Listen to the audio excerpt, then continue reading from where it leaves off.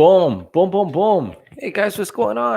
Dr. Dan back in the room. It has been far too long. I know that I'm not the most prolific YouTuber in terms of frequency, but I did want to touch base with you guys and just sort of give you the long and short on my balanced guide to cannabis dosing. All right, this is a blog that I put out a little while ago, and I know that some folks are into the reading of blogs and some are not. So I just wanted to lend some voice work to it for those who are more apt to do the vlog video live feed thing. All right, so good deal. Happy Monday morning, by the way, folks. It's always nice to get in early on the Monday. We're about to start rolling and seeing patients, so I might have to lock this one off early just to maintain HIPAA. But I'm here in the Bentonville office. Always nice to see the Northwest Arkansas crew. So thanks for tuning in, folks. Listen, by the way, don't forget to like the video and subscribe to the channel. Always good when you guys tune in. All right, so let's just dig right into it. All right. So my guide to balanced cannabis dosing. By the way, morning, Dr. Steve. We've got a good, made a great addition to the crew, guys. Welcome a couple of docs to the team. We'll get into that real soon, right after we dig into the dosing guide. So basically, my whole theory behind it is just getting whole body optimization. All right, we want to get the most functionality out of life, and we want to dose in a way such that we can keep responsible with our daily activities and not just be this dose to the point where we're this gelatinous lump with half-eaten pizza lying on our chest. You know, that's great for recreational, but from a medical dosing standpoint, doesn't really do us much good when we have to deal with the rigor of adulting, dropping kids off, going to work, doing all of those things that demand our functionality while we're able to simultaneously dose and get relief. So naturally, it brings up the idea of a therapeutic window. All right, that's an important concept in medicine. And I'll go over that therapeutic window and how it applies to cannabis medicines and how that differs from Western medicines. Part of the drawback of doing live feed stuff, I'm gonna double dose and hi, good morning, sir. How are you? I'm just in the midst of making a YouTube video. I promise with you, I'll be with you in a moment. All right. Thank you for being so patient. The best patients here in cannabis business. But, you know, guys, I'll sum it up before I probably end up making another video for this. I certainly don't want to keep my folks waiting. But really, the long and short is that there's a lot of confusion on dosing when it comes to cannabis medicine, really because the dosing tends to be imprecise, all right, because you're dosing a flower that doesn't come in a pill form where it's already standardized and aliquoted. There is not standardization for a lot of the cannabis medicines, all right? In stark difference to pill type medicine, you get 10 milligrams, it's gonna be 10 milligrams today, tomorrow, the next day. It comes in a pre-standardized form, all right? So that's one of the big humps. And the other part, of course, cannabis in Western medicine has not been standardized. You know, in terms of the way that we practice. So dosing hasn't been universally agreed upon. So for that reason, because the dosing hasn't been universally agreed upon, we haven't really reached an overall consensus.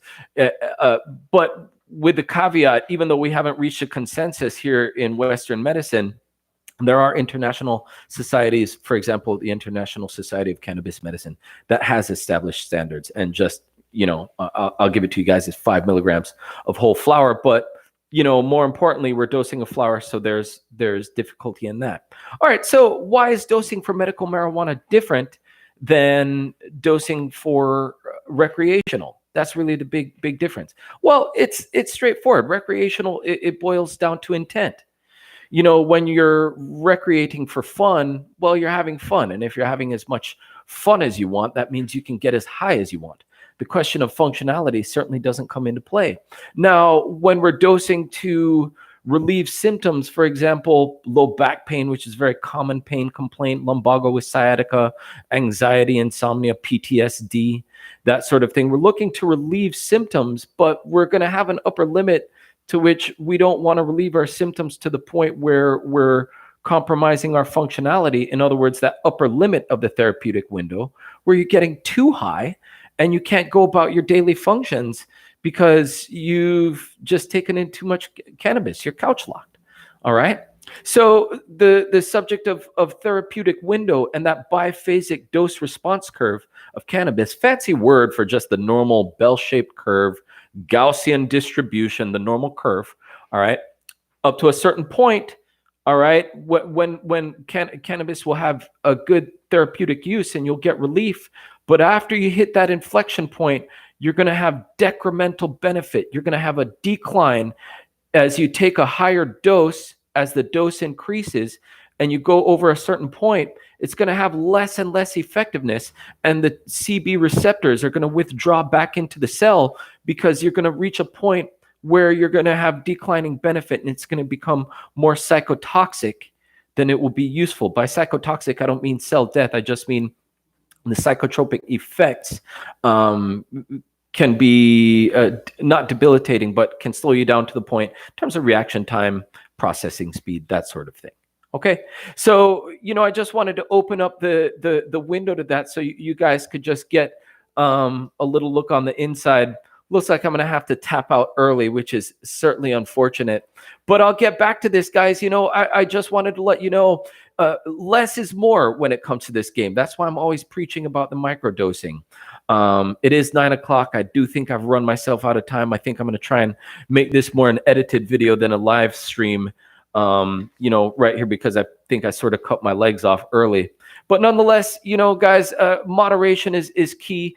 If I can just open up the door to it one more time, guys, eating for wellness versus eating for recreation follows the same sort of thing. And I like people to get well. I preach wellness before I preach, using cannabis only, right? So it's important to think about it when you're eating for wellness versus eating for recreation.